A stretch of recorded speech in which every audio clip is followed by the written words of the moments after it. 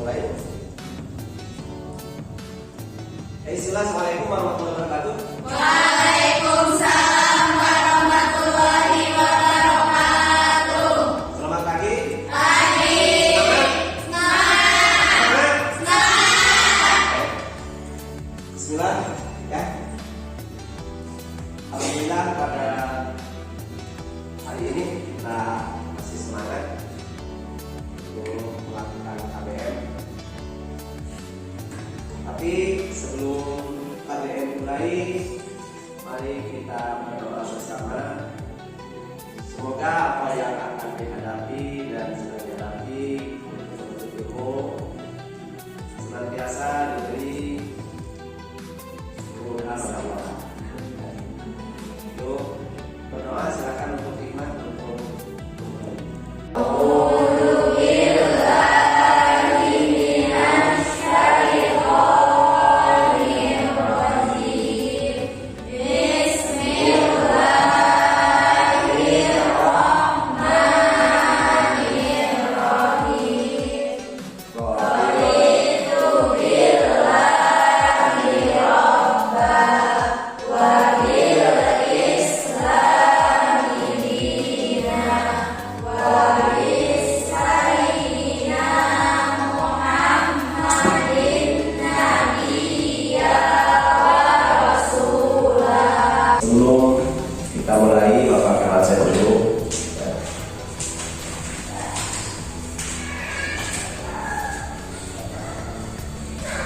Alisa, Hadiro. Devi, Hadiro. Gina Nurhayati, Hadiro. Hikmah, Hadiro. Hifa, Hadiro. Rita Ratasari, Hadiro. Tatranjani, Hadiro. Suci Indah Lestari. Hadiro.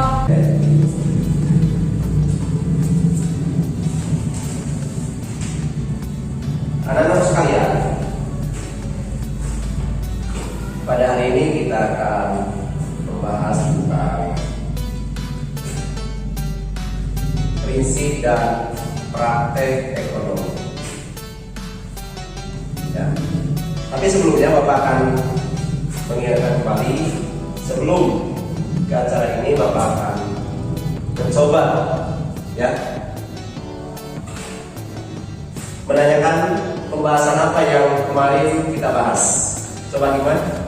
Masih ingat pelajaran yang kemarin tentang ya, yang keras. Coba Rita, sebelum kita hari ini kita bahas pembahasan yang kemarin soal apa? Soal jual beli, Mas. Ya. Nisa, Jual beli. ya. Anak-anak sekalian, bahwa kita sedang membahas tentang muamalah, di mana muamalah itu adalah kesepakatan antara satu dengan masyarakat yang lain. Jadi dalam kehidupan kita sehari-hari itu kita adanya muamalah, ya, hubungan atau hubungan sosial antara yang satu dengan yang lain. Kalau kita membahas tentang ekonomi, ya, kita akan langsung terjun dalam teori, ya. Dalam teori itu, ekonomi itu pertama ada jual beli, ya. Terus ada lagi apa? Riba. Ada lagi, ya. Ada lagi sewa menyewa, ya. Itu dalam konteks praktek ekonomi. Yang kita bahas kali ini, ya mungkin kalian sering mendengar atau sering menemukan, ya, dalam kehidupan sehari-hari kita sering mendengar kalau soal jual beli yang kita bahas waktu kemarin sudah jelas hukumnya, syaratnya dan lain sebagainya, siapa yang sah jual beli dan lain sebagainya. Tapi yang kita praktekkan hari ini atau yang kita akan pelajari pada hari ini, bagaimana ya kita menganalisis dari tujuan pembelajaran hari ini, yaitu menganalisis tentang bagaimana jual beli di zaman sekarang ini? Coba Pak tanya dulu, ya. Hikmah jual beli yang terjadi sekarang itu tentang apa? Ya, online. Ya, itu. Sedangkan online itu harus kan jual beli itu harus ada pembelinya, harus ada juga harus ada. Ya. Nah, dengan jual beli seperti itu, dengan jual beli online, bagaimana menurut ajaran Islam? Itu yang akan kita bahas pada hari ini. Ya. Akan kita bahas pada hari ini mengenai itu. Adanya jual beli online, adanya cash on delivery atau COD bahasa sekarang, sah enggak seperti itu? Nah, ya, kita berpikir ke sana. Ya, kita ajak ke zaman yang ada sekarang. Kenapa demikian? Ya, karena zaman semakin maju, teknologi semakin canggih. Ya. Nah, gimana hukumnya itu? Praktek ekonomi seperti itu gimana? Sedangkan sudah jauh, ada pembelinya, ada penjualnya, ada uangnya. Kan pelajaran kemarin kita bahas, ya, bahwa yang jual beli saja itu harus kembali, ya, berakal dan lain sebagainya. Ini dengan cara kedua. Nah, itu yang perlu kita pikirkan.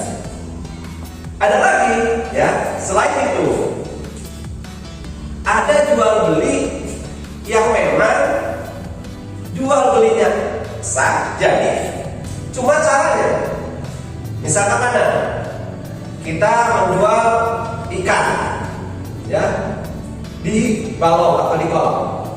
Tuh, ikan saya beli, ya, ikan saya beli di kolam berapa? Sekian. Kan itu jual beli yang tidak tahu kan berapa jumlah ikannya, berapa kilo, ukuran dan sebagainya.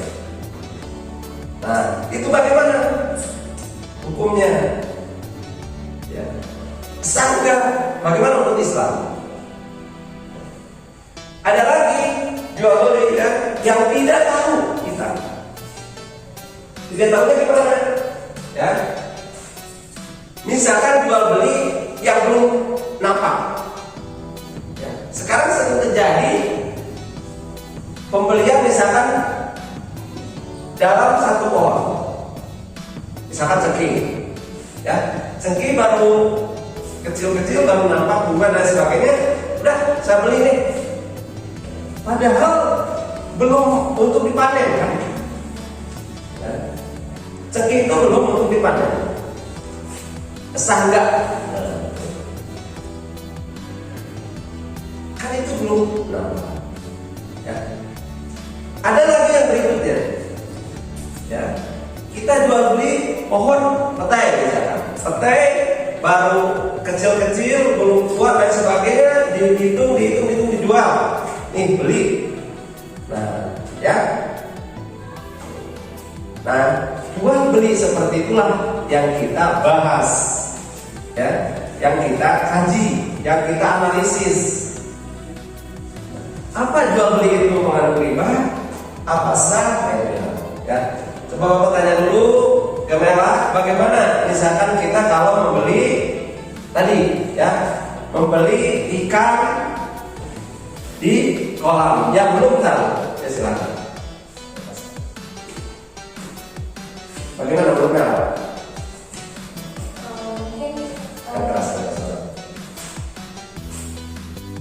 Mungkin hukumnya makruh, Pak. Makruh. Karena belum kelihatan bentuknya, karena kan kalau proses jual beli kan harus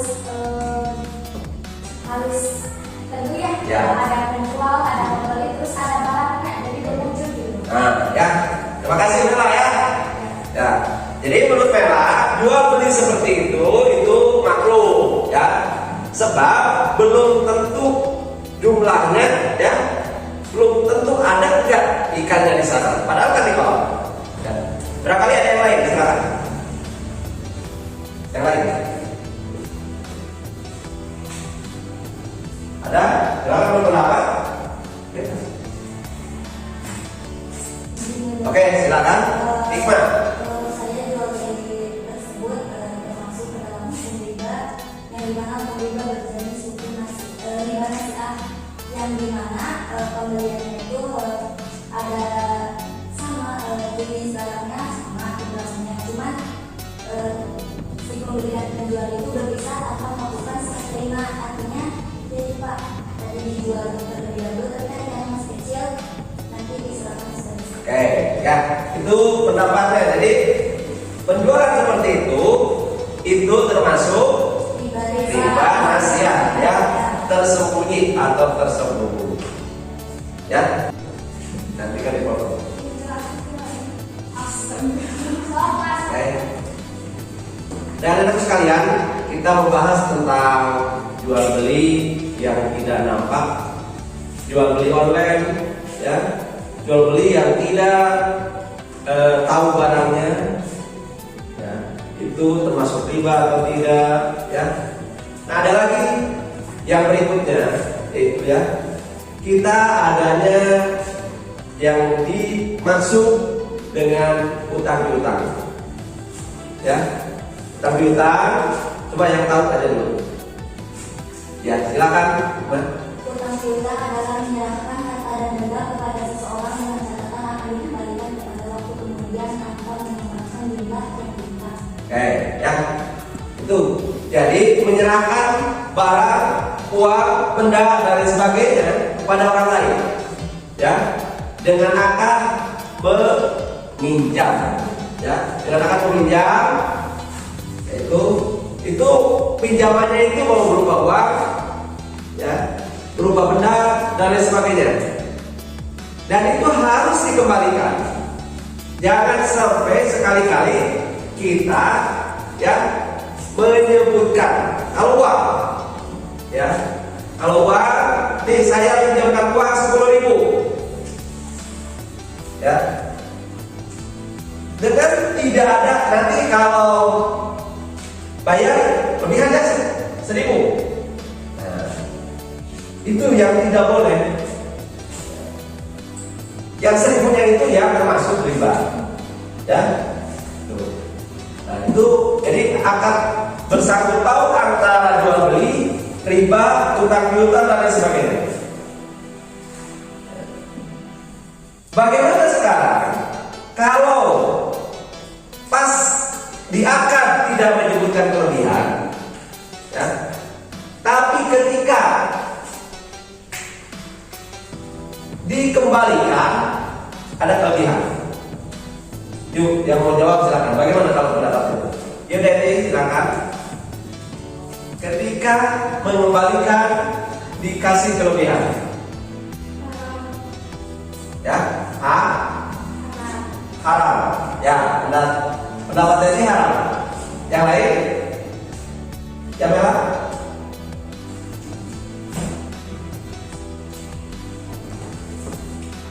Selebihnya riba. Yang selebihnya riba. Nah, ya, itu jadi yang satu haram, yang satu riba. Anak-anak sekalian, kalau jumlah di akad tidak disebutkan, terus adanya kelebihan dari yang membayarkan, dari yang berhutang, berapapun besarnya, atas inisiatif sendiri, atas kerilaan sendiri, itu boleh saja, ya, tidak termasuk riba, ya. Kalau ada inisiatif, ya, kenapa? Karena di sana ada unsur tolong menolongnya, ya. Dengan tidak menyebutkan, yang penting di akad jangan disebutkan, ya. Kalau di akad kita berhutang terus disebutkan, maka itu adalah riba dan kita bagaimana sekarang, ya. Nah, ada lagi yang sekarang itu adanya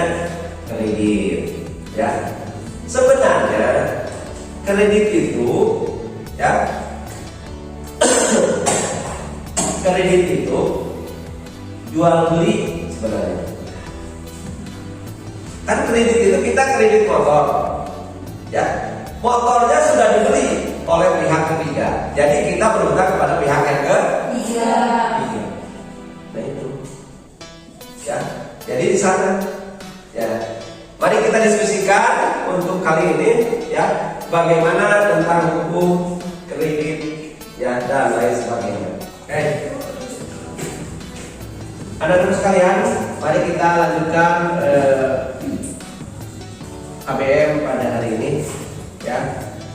Tadi Bapak sudah menjelaskan dari mulai jual beli, terus jual beli yang mengandung riba, utang piutang, dan jual beli yang tidak ada bentuknya. Nah, dari sekian pembahasan yang Bapak sampaikan ke kalian, barangkali dari anak-anak sekalian ada yang mau bertanya, silakan.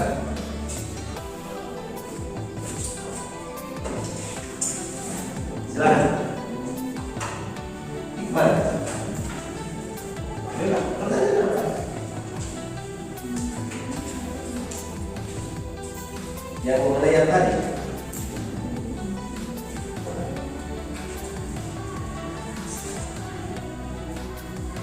Pak, bagaimana cara pembayaran piutang jika yang mengutangkan itu sudah meninggal? Oke, bagaimana Cara membayar utang kepada si pemberi utang.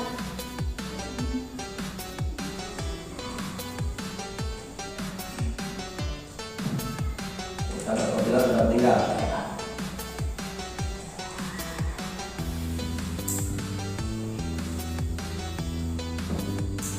Barangkali kita pertanyaannya di ini dulu, ya. Silakan.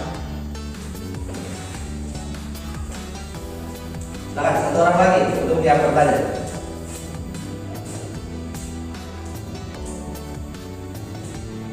Ada? Oke, Bapak langsung bahas saja mengenai utang piutang. Bahwa hutang itu harus dibayar. Dan bagaimana kalau seseorang atau si A berhutang kepada si B, kemudian si A itu, si B ya, si B meninggal dunia atau yang berhutang meninggal, maka ya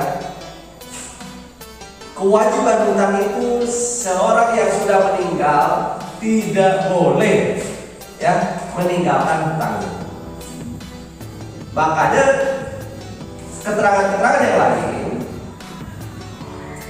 bahwa ketika mau diurus si mayit itu ya itu harus ditanya dulu, ya artinya ditanya kepada keluarganya, ya atau ketika orang meninggal tersebut ada perwakilan yang mewakili dari keluarga untuk menanyakan, ya barangkali ada yang bersangkut paut dengan amalan, dengan hutang piutang dan lain sebagainya, maka silakan datang ke keluarga.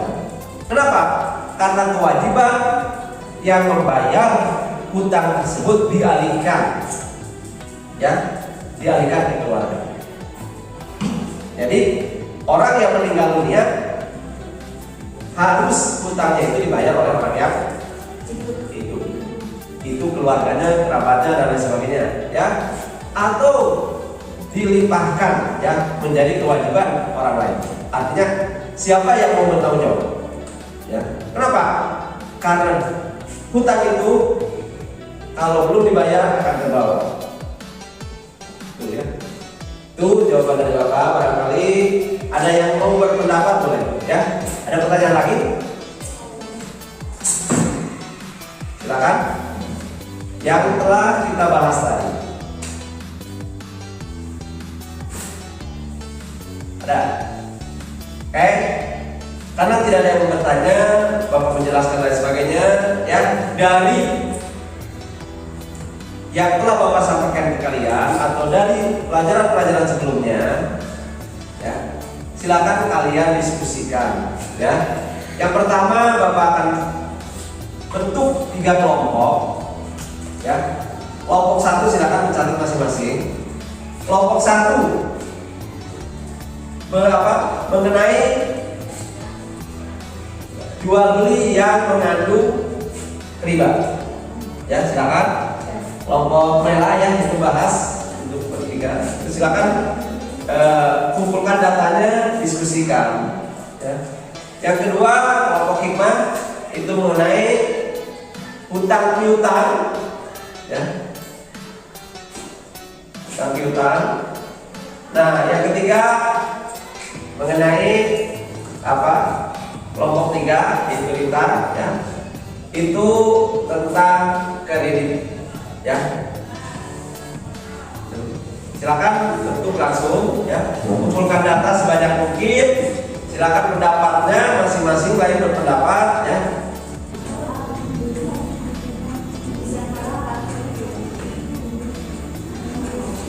Dan kalian datang ya, nanti akan dibahas bersama setelah pengumpulan data-data tersebut ya.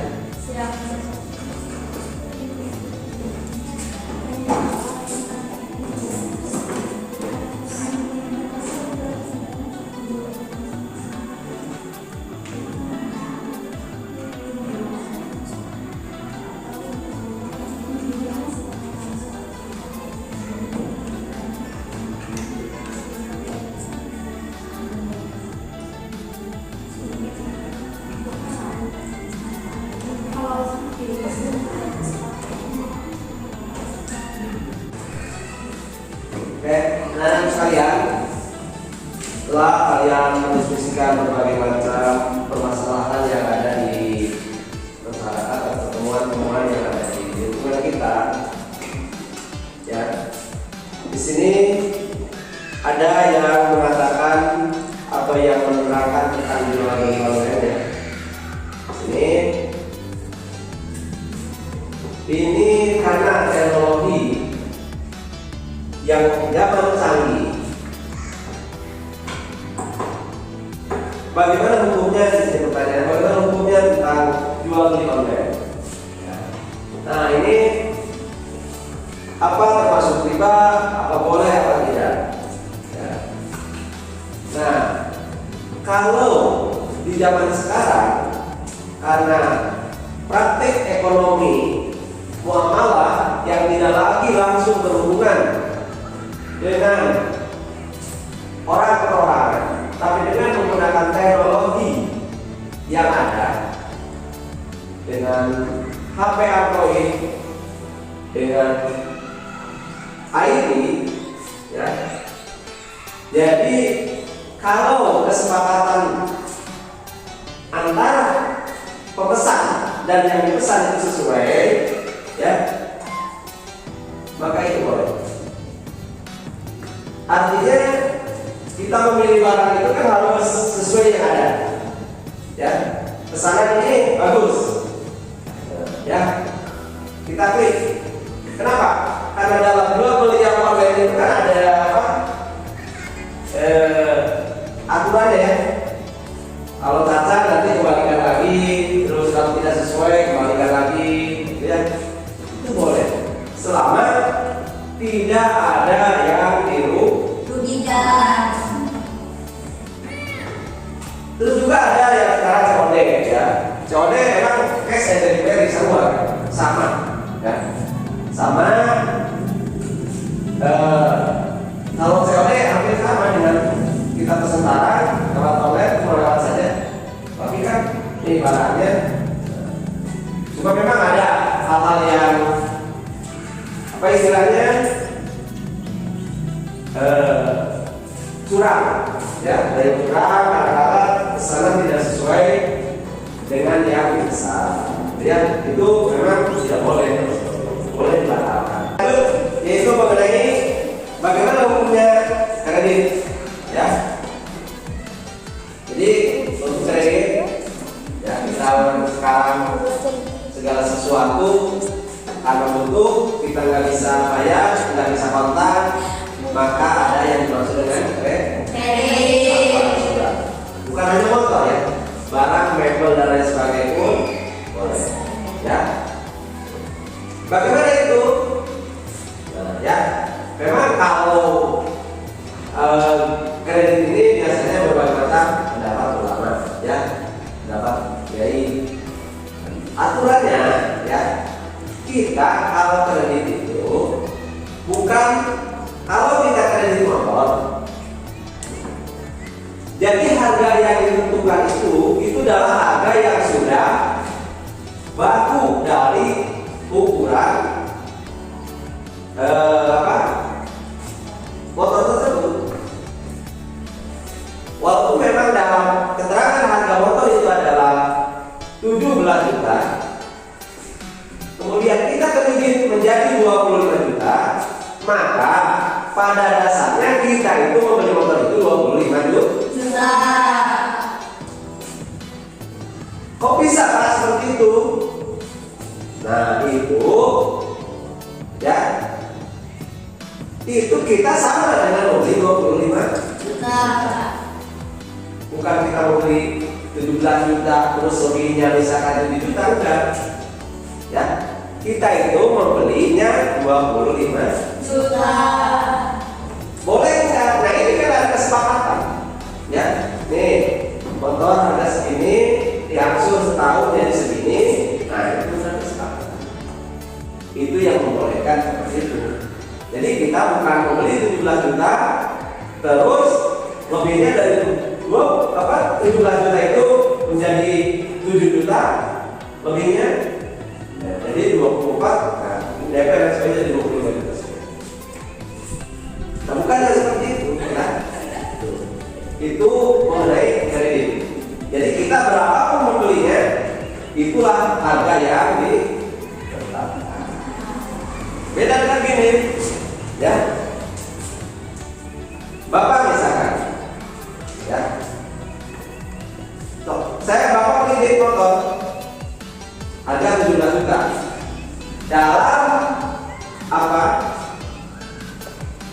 Dalam transaksi itu silakan Anda lebihkan 7 juta jadi 20. Nah itu nggak boleh, ya. Itu tidak boleh. Ulang ya. Untuk hasil diskusi. Kita tadi membahas tentang jual beli riba, ya, terus utang piutang dan lain sebagainya. Maka pada KPM yang terakhir ini Bapak sebutkan, yang pertama jual beli itu harus terhindar dari riba, utang piutang harus terhindar dari riba, ya. Dan Bapak pesan kepada kalian, jadilah nanti kalau kalian di masa yang datang atau nanti setelah kalian keluar dari sekolah ini, ya, kalian jadi penjual, jadi pembeli, jadi pengusaha dan lain sebagainya, hindarilah hal-hal seperti itu. Ya, itu saja pesan dari Bapak. Dan untuk tugas berikutnya, ya, yang akan datang, silakan kalian pelajari bab ke-10, ya, atau materi yang selanjutnya. Itu saja. Untuk mengakhiri KPM pada hari ini, mari kita tutup dengan bacaan doa.